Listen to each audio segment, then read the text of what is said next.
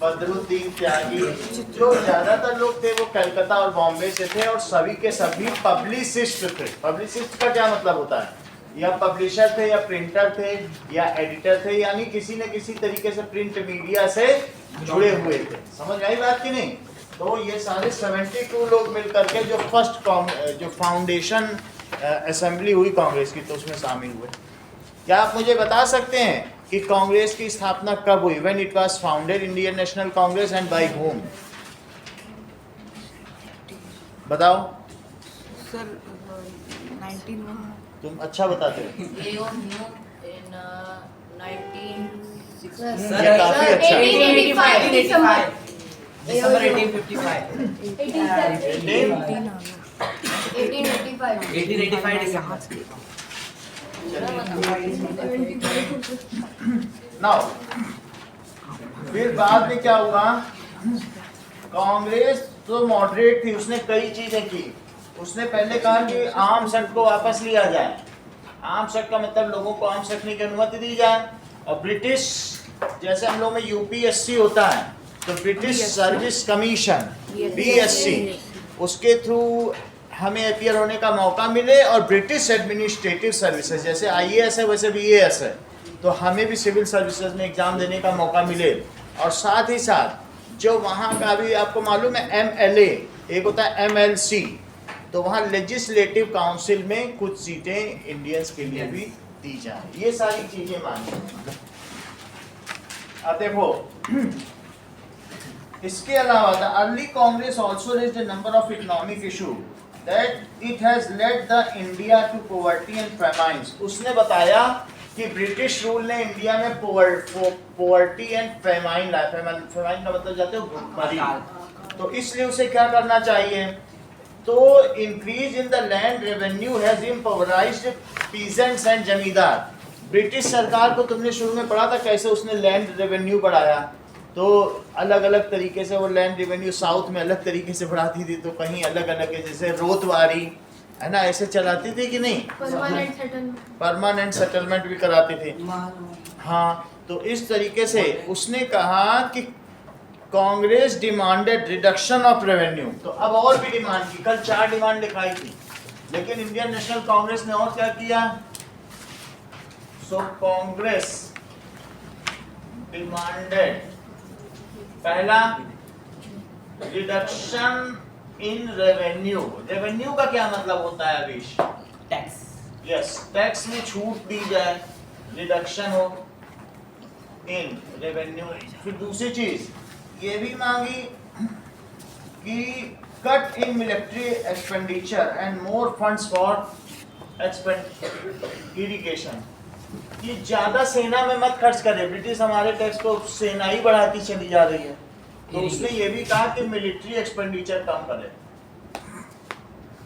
और से इरिगेशन, और दैट इज इरिगेशन पर फंड ज्यादा रिलीज करें। Now it passed many resolution on salt tax. उसने कहा कि साल्ट का टैक्स हटा दिया जाए, तो क्या ब्रिटिश ने मानी होगी इनकी बात? नहीं मानी होगी। So that is wipe off. Wipe off का मतलब क्या होता है? समाप्त कर देना। सॉल्ट टैक्स, बोला कि सॉल्ट तो सबके खाने की चीज है, उस पर क्यों टैक्स लगाते हो? Treatment of Indian labours abroad. क्या आपको ये बात मालूम है कि इंडियन लेबर्स को भर भर के बाहर भेज दिया जाता था और उनका पता ही नहीं चलता था वो कहाँ गए और कब आए, आते ही नहीं थे।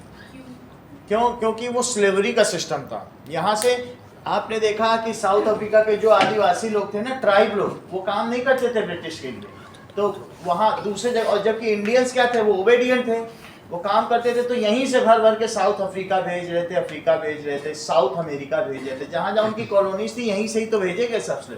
तो यहाँ कांग्रेस ने डिमांड किया कि उनको वापस लाया जाए और उनके साथ बेहतर सलूक किया जाए और उनके वेयर अबाउट्स का पता लगे, आखिर वो काम कहाँ कर रहे हैं।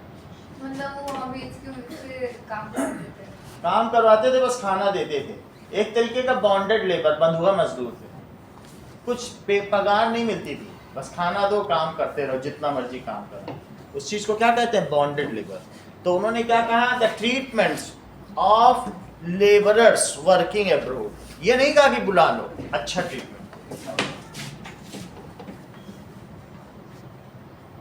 treatment of Indian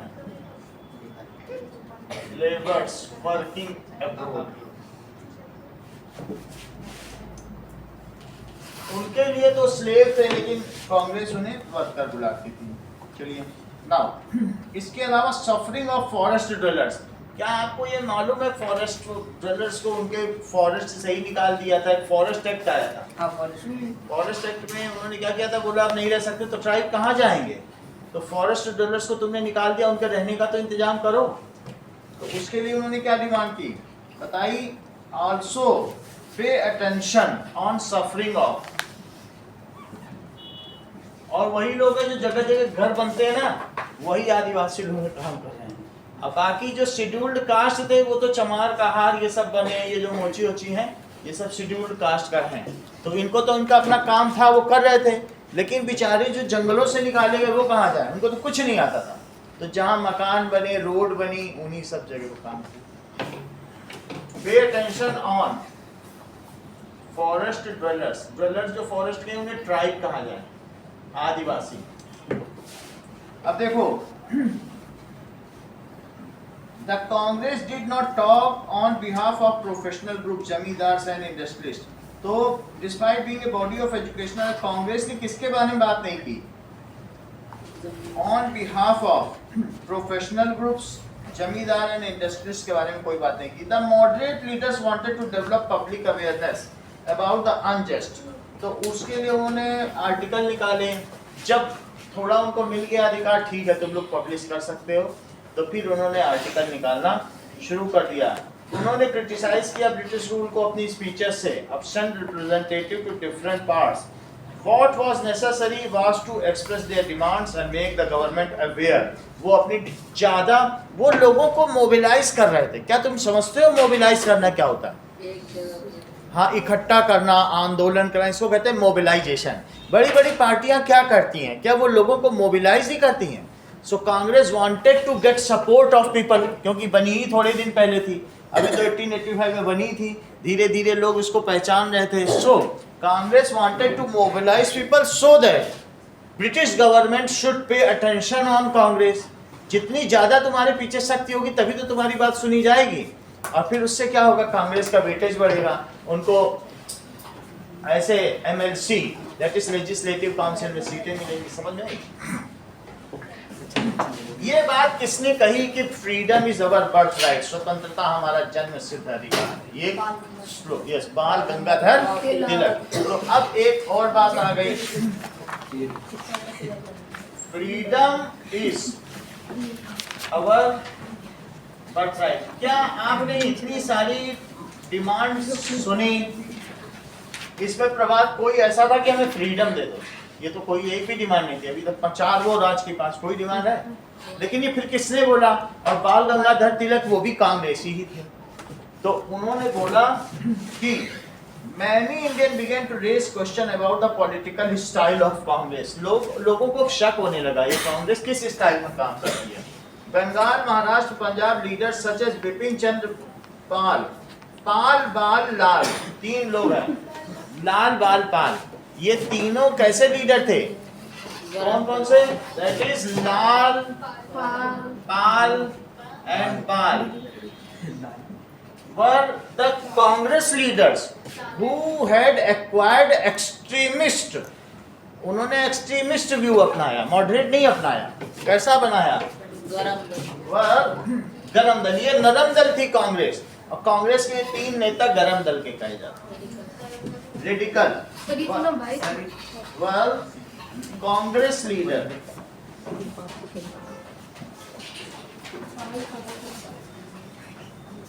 who have adopted harsh stand, उन्होंने कठोर रुख अपनाया, stand against British rule।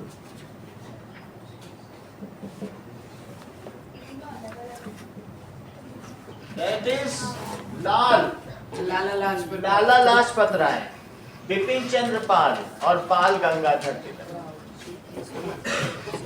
So that is Lala Lajpat Rai Bipin Chandrapal,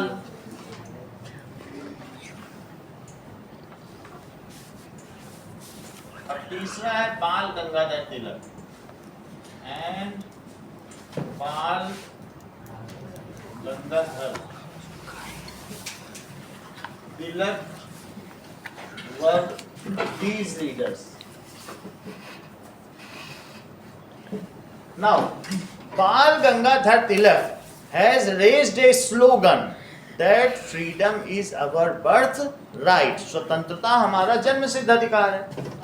जब धरती ने किसी को जन्म दिया तो क्या वो गुलाम पैदा हुआ था? नहीं, तो हमें स्वतंत्रता मिलनी चाहिए. हम ये सब क्यों मांग रहे हैं? तो that is now Bal Gangadhar Tilak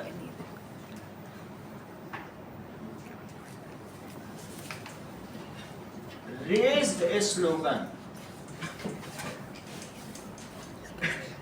that is freedom is our birthright. These leaders were called extremist group of Congress. In extremist माना गया, radical. These groups were called radical. Radical group यानी गरम दल. जो लोग ये सोचते थे इनको हम किससे, वेपन से ब्रिटिशर्स को हराएं. किससे हराएं? मॉडरेट प्रार्थना से नहीं. Congress was having a faith on prayers. इन्होंने कहा प्रेयर करने से, हाथ जोड़ने से कहीं कुछ मिलता है? डराओ तो मिलेगा. तुम ब्रिटिशर्स के हाथ जोड़ रहे हो, ठीक है. रेडिकल. और क्या बोला, बोलो.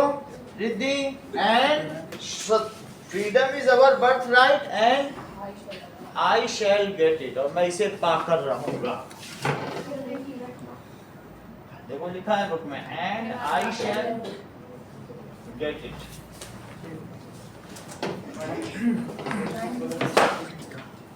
नाउ वायसराय कुर्जन ने क्या काम किया फिर इसके बाद? पहली बात तो भारत उनका था ही नहीं, लेकिन उन्होंने किसी से पूछा नहीं, अपने मन से बंगाल का विभाजन कर दिया. तो that is Lord Curzon viceroy थे 1905 में. अब कहानी आगे बढ़ चुकी है. 85 में कांग्रेस बनी, 15 साल आगे बढ़ गई, 20 साल. तो आपको ये बात पता चली.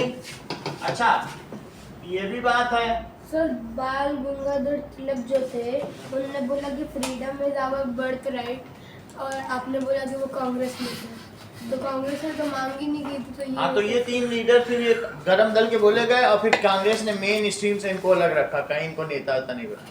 बोले अब ऐसे निकाल नहीं सकते हैं, और अगर हटा देते तो लोग कहेंगे आज़ादी की मांग करने वालों को कांग्रेस हटा रही है, तो फिर वो भी गड़बड़ हो जाता. समझ आई बात कि नहीं? कहेंगे हमें आज़ादी नहीं दिलाएगी, लोग विरोध में आ जाते. बड़े बड़े नेता थे ये लोग. ऐसे तुम हटा दो, कहते आज़ादी की मांग करो, निकलो यहाँ से. कहेंगे ये तो ब्रिटिशर्स के ही चेले चपाटे हैं. सीधा खुल के सामने आ जाता है, तो चापलूस है. तो इसलिए उन्होंने उनको वहीं रखा कांग्रेस में, लेकिन उनको बड़ी मीटिंग में नहीं शामिल किया. कहीं असेंबली होती थी तो नहीं ले जाते थे, ऐसे ही बस किनारे कर दिया. बोले ये गरम दल है, हम लोग नरम दल, ऐसे बोलते हैं. बोले ये तो रेडिकल्स हैं, ऐसा बोलते. हटा नहीं सकते ना, नहीं तो कॉमन पीपल पर क्या असर पड़ता. कॉमन पीपल तो यही चाहते थे कि हमें आजादी. नाउ तो शुरू में आपने देखा कि 1870 में कुछ एसोसिएशन बनी, जैसे बॉम्बे एसोसिएशन. फिर 1885 में INC बना, फाउंडेशन हुआ. और इसके बाद अब 1905 में आ गए. वहां पर पार्टीशन किसका हुआ?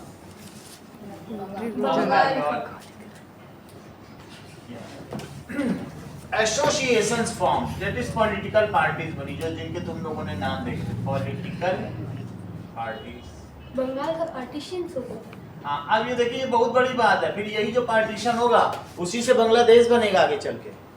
वहां पर जो तो अभी ग्रुप तो है ना बंगाल था, लेकिन उसको एक उन्होंने कहा पश्चिम बंगाल और पूर्वी बंगाल. फिर बाद में उस पूर्वी बंगाल को बांग्लादेश बना दिया. उन्होंने नाम अभी बदल दिया. जो उसमें मुस्लिम थे उनको अलग कर दिया. अब इन्होंने जातियों के आधार पर विभाजन करना शुरू कर दिया, और ये बोला कि बांटो और राज करो. तो इन्होंने पाकिस्तान में भी लिया था ना, फिर यहाँ से हाँ?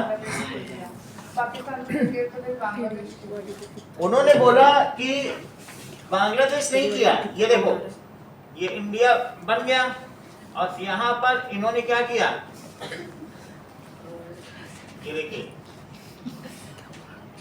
ये तो पाकिस्तान बन गया और इन्होंने कहा ये भी पाकिस्तान है। इसे क्या कहा समझिए, पाकिस्तान। अच्छा उस समय ये तुमको ये बात मालूम है, एक बन गया पूर्वी बंगाल, इसे क्या कहेंगे, ईस्ट बंगाल। और जो हमारे पास है अभी उसे WBE कहते हैं, उसका नाम नहीं बदला है, जबकि अब हट गया सब कुछ तो बंगाल। अच्छा पाकिस्तान और ये जो ईस्ट बंगाल था ना, ये भी पाकिस्तानी था। ईस्ट पाकिस्तान। हाँ, इसको कहते थे पूर्वी पाकिस्तान और इसको कहते थे नॉर्थ पाकिस्तान। बांग्लादेश हाँ? फिर पाकिस्तान में बहुत सारे दंगे हुए उसके बाद। पाकिस्तान ने क्या किया, यहाँ पर जो शेख हसीना के पिता थे, दैट इज मुजीबुर रहमान, तो शेख हसीना जिनको अभी निकाल दिया गया, अभी वहां के लोगों ने क्या किया मालूम है, उनके घर पे आक्रमण किया। अमेरिका ने कुछ लोगों को पैसा दिया, बोला इनके घर पे आक्रमण, तो सब साड़ी कपड़ा सब उठा लिया और सब उनके, मतलब वो जबकि वहां की प्रधानमंत्री थी और उनके जो बेड थे उसमें अपने छोटे छोटे बच्चों को शूशू कराया, बोले ऐसा प्लान किया वहां का। अब वो यहाँ रह रही, भारत भाग के आ गई, अभी यहीं रह रही।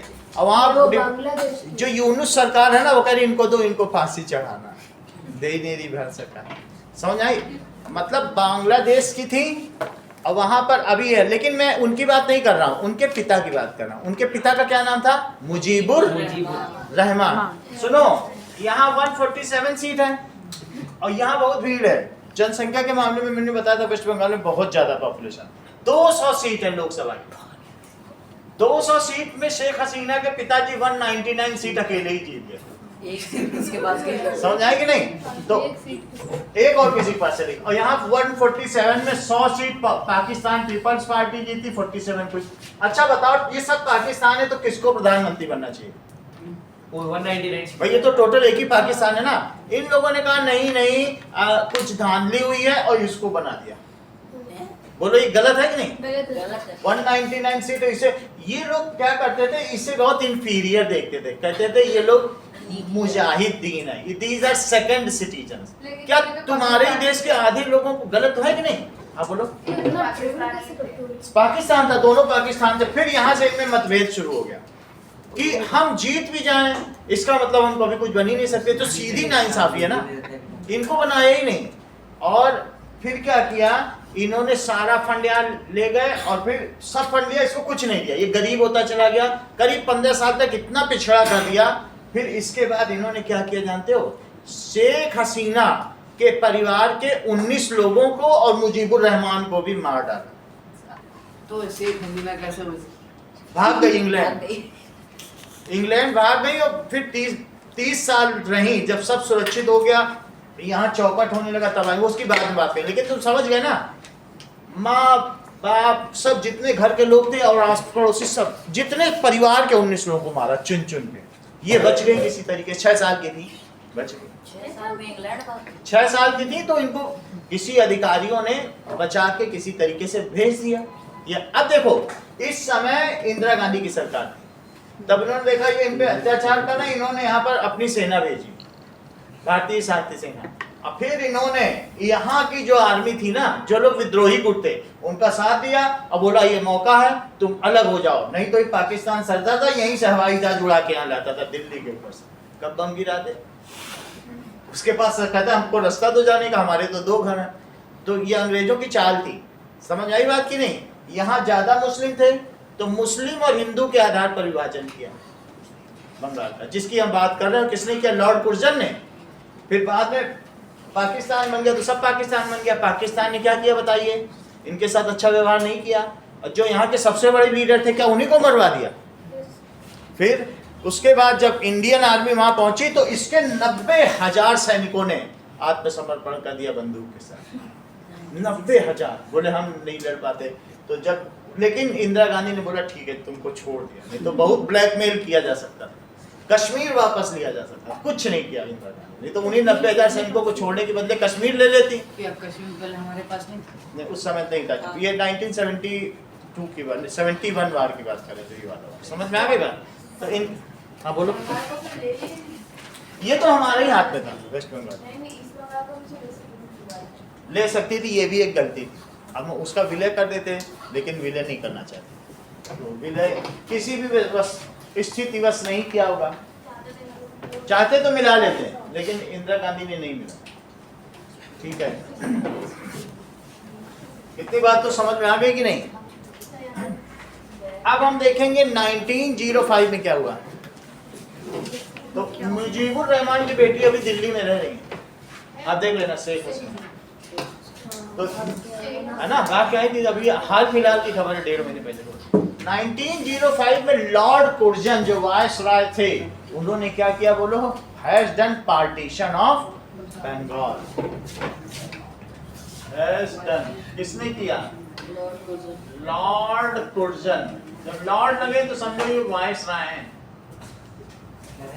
That is viceroy has done. 1857 के बाद सब वायसराय होने लगे। उसके पहले गवर्नर जनरल ऑफ इंडिया थे आप ही के ग्रुप में, क्योंकि जब भारत का प्रथम स्वतंत्रता संग्राम हुआ उसके बाद फिर हट गए गवर्नर जनरल। फिर क्या बनने लगे? लॉर्ड माउंटबेटन यहाँ के आखिरी वायसराय थे। उनकी पत्नी के साथ जवाहरलाल नेहरू के बहुत अच्छे संबंध थे। बहुत, गूगल में देख लो, समझ आई बात कि नहीं? Lord Curzon viceroy has done partition of, किसका पार्टीशन किया? अभी वीडियो दिखाएंगे, सब पता चल जाएगा तुमको। कांग्रेस में यही सब है, तो बता देना, वो भी दिखा देंगे जो भी होगा। चलो, इट हैज डन किसका पार्टीशन बताओ? बंगाल। किसके बेसिस में? On basis of religion. किस लिए किया बताओ? इन्होंने बोला कि ये भारत में खिलाफत आंदोलन और साथ में नॉन कोऑपरेशन मूवमेंट एक साथ चल रहे हैं, इनको बांटो, हिंदू मुसलमान को राज करो। तो उनकी चाल क्या कामयाब रहेगी? इसीलिए तो करा। बोले ये दोनों साथ कैसे कर रहे हैं, हिंदू मुस्लिम एक साथ कैसे ब्रिटिश है, इनको बांटो, डिवाइड एंड रूल। तो किस बेसिस पर किया? ये हिंदू मेजॉरिटी और ये मुस्लिम मेजॉरिटी। पहले बांग्लादेश कैसे बना? पाकिस्तान बना। जब पाकिस्तान ने इसके साथ अन्याय शुरू कर दिया तो इंडिया ने इसकी मदद की होगा। पहले बना तो वही था ना। क्या? पहले बना तो वही था ना। पहले ये वेस्ट बंगाल और ईस्ट बंगाल था, अभी पाकिस्तान भी नहीं है, अभी यहीं पे है बस। ये दोनों भारत में ही है, ब्रिटिश, अभी कुछ नहीं बना ये तो 1947 में पाकिस्तान में जाएगा ना। अभी कहानी इंडिया में ही है, लेकिन एक राज्य के दो टुकड़े हो गए। जैसा तुम जानते हो, आंध्र प्रदेश के तेलंगाना हो गया, यूपी में उत्तराखंड हो गया, ऐसे हो रहे हैं। बिहार में झारखंड निकल के आ गया, ऐसे ही किया बस। लेकिन लोगों ने इसे पसंद नहीं किया, बोला आप जो है रिलीजन के आधार पर क्यों करें, ऑन बेसिस ऑफ रिलीजन। चलिए आगे देखिए। इसमें कई चीजें ली गई, इसमें बिहार, उड़ीसा और कई चीजें ली गई। समझ में आई बात की नहीं? Now Britishers have advocated that is due to administrative inconvenience we have done it. बहुत असुविधा हो रही थी तो हमने इसका पार्टीशन किया एडमिनिस्ट्रेशन के लिए, लेकिन रीजन तो कोई और था। इसके लिए instead of removing the non-Bengalis area from province, government separated East Bengal and merged it with Assam, और उसको ईस्ट बंगाल से अलग कर दिया। ठीक है, ऐसा किया। Perhaps the main British motive was to curtail the influence of Bengali politician and split the Bengali people. आपको ये बात मालूम थी कि ज्यादातर लोग जो भी बम्बई में थे उसमें कोलकाता के भी थे, बम्बई के भी थे। अब बंगाली बहुत थे, तुम उसमें देखो WC बनर्जी, सत्यजीत और कौन से, ज्यादातर तो सब बंगाली हैं। उन्होंने कहा कि अपने में उलझ जाएंगे तो कम से कम इंडियन नेशनल कांग्रेस से तो दूर हो जाएंगे। आदमी को उसी के घरेलू समस्या में उलझा दो तो वो अपना ही कहेगा, पार्टीशन में उलझ जाएगा तो क्या वो नेशनल मूवमेंट में काम कर पाएगा? तो उसमें तुम्हारी लास्ट लाइन ये लिखी है, क्योंकि वो बंगाली पॉलिटिशियंस को मेन मोबिलाइजेशन से अलग करना चाहते हैं कि बंगाली हट जाए तो कमजोर पड़ जाए। लिखा है कि नहीं लास्ट में? अब देखिए The partition infuriated people all over India. All sections, the moderates and radical, ने अपोज किया. It was opposed by, इसको सभी ने अपोज किया, चाहे वो मॉडरेट हो और या फिर रेडिकल. अगली लाइन, अगले पैरा की पहली लाइन. कर्टेल का मतलब हाँ? कर्टेल कम कर देना, अधिकारों को सीमित कर देना, कर्टेल करना. Now, it was opposed by, ये किसके द्वारा अपोज हुआ? That is opposed by moderate और किसके द्वारा? And radical Congress, radical group within Congress. अब देखो फिर क्या हुआ? Now इसके लिए लार्ज पब्लिक मीटिंग हुई, डिमॉन्स्ट्रेशन हुई, बट इसके अलावा the struggle unfolded came to be known as Swadeshi movement. इस मूवमेंट को क्या कहा गया? स्वदेशी मूवमेंट. यानी अब लोग बोलने लगे कि नहीं, हमें ब्रिटिश का सामान का बहिष्कार करना चाहिए, इसे स्वदेशी आंदोलन. Now on large scale meeting was organised.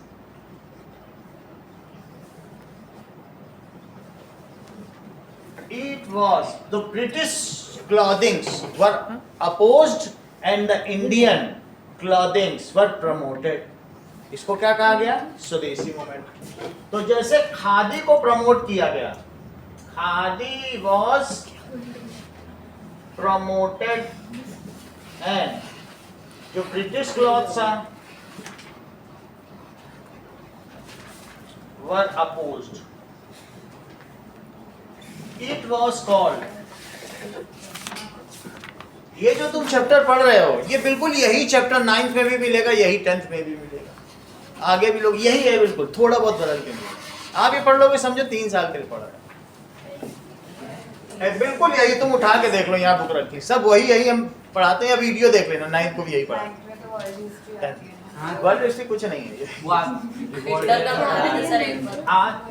It was called, इसे क्या कहेंगे बताइए? स्वदेशी मूवमेंट. इसे स्वदेशी मूवमेंट कहा गया. अब आगे देखिए. नाउ ये देखो, भारत और समकालीन विश्व, इसमें बिल्कुल यही चीज दिखाई गई है.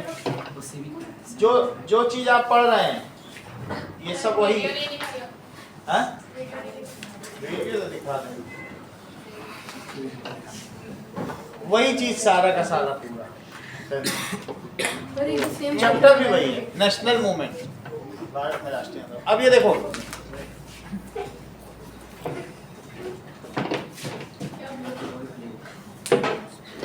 जो 8th में पढ़ोगे वो 10th में पढ़ोगे, वो 12th में पढ़ोगे. जो 9th में पढ़ोगे वो 11th में पढ़ोगे, वो 13th. जो 8th में पढ़ेंगे तो 9th में. सर खादी was promoted का मतलब खादी, लोग खादी पहने, जो फेल हो हर साल वही नहीं पढ़ाते, नहीं तो बच्चे बोर हो जाएंगे ना. तो इसलिए 1 साल छोड़ के फिर भूल जाएंगे, फिर पढ़ा देंगे, थोड़ा पढ़ाएंगे.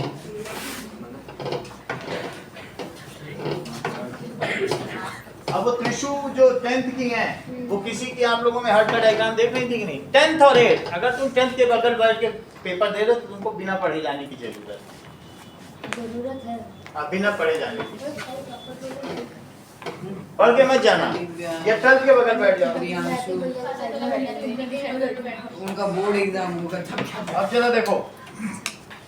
नाउ इसके बाद एक और मूवमेंट आया, बताओ. आंध्रा में इस मूवमेंट को क्या कहा जाएगा? Vande Mataram movement in Andhra.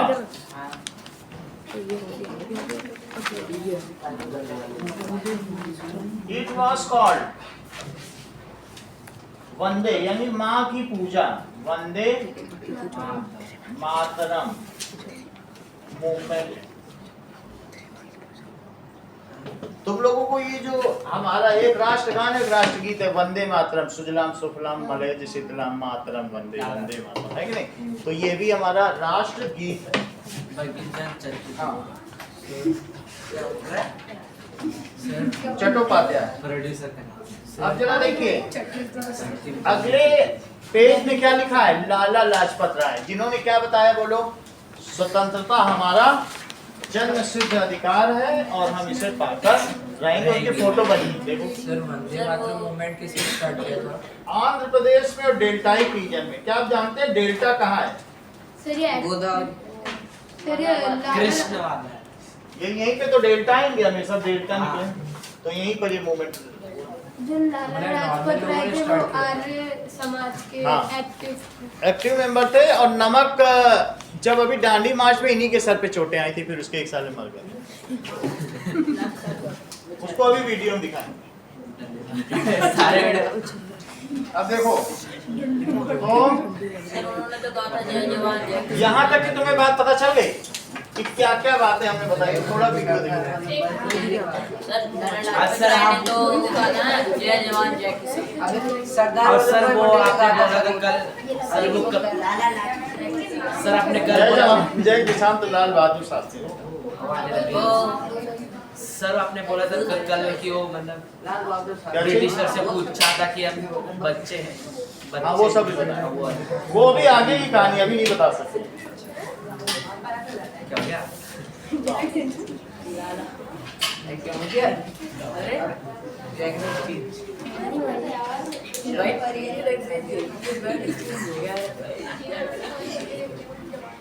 है मंगल? सॉरी अभी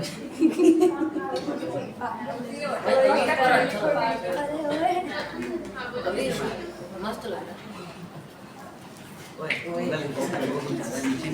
हाँ देखिए यहाँ पे होता है तेरे होते हैं लोग तो ऊपर है।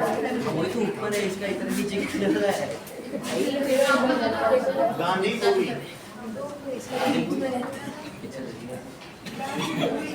बैग पे हाथ रखा। अब देखिए इसकी वजह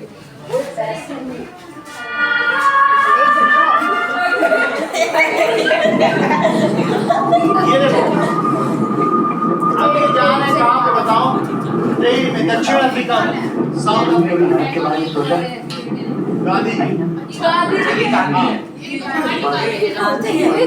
सुनो जिसने ये किताब लिखी है ईसाई वहाँ कहता है कि अगर विश्वास करना है तो यहाँ करो इसमें माफ कीजिए सर, कितने दिन से आप साउथ अफ्रीका में हैं? एक हफ्ता। और आपको ये टिकट कैसे मिला? तो क्या कर रहे जगह गोली क्यों? ये टिकट है फर्स्ट क्लास टिकट। ये कैसे ना सुनो, मैंने तो आपसे मंगवाया। मैं एक वकील हूँ और इतना समय नहीं था कि मैं कोई गलत वकील नहीं साउथ अफ्रीका में, थर्ड क्लास में जाओ। चलिए नहीं रुकिए साहब, ये देखिए मोहनदास के कहानी, अटॉर्नी एट लॉ। इस वक्त मैं विक्टोरिया जा रहा हूँ एक हिंदुस्तानी कंपनी के मुकदमे के लिए। सुना नहीं तुमने? यहाँ कोई काला वकील नहीं, ये साउथ अफ्रीका। सर मैंने वकालत पास की है लंदन से और मेंबर हूँ हाई कोर्ट चांसरी का, और तभी वकालत कर रहा हूँ क्योंकि आपकी नजर में मैं काला आदमी हूँ। इससे ये तो जाहिर हुआ कि कम से कम एक काला वकील है साउथ अफ्रीका किस तरह से शादी? में। ले जाओ अपना सामान थर्ड क्लास में, वरना टेक द वर्ल्ड गाड़ी। ठीक ही होता है ट्रेन। और मैं हमेशा बात कर रहा, आप मुझे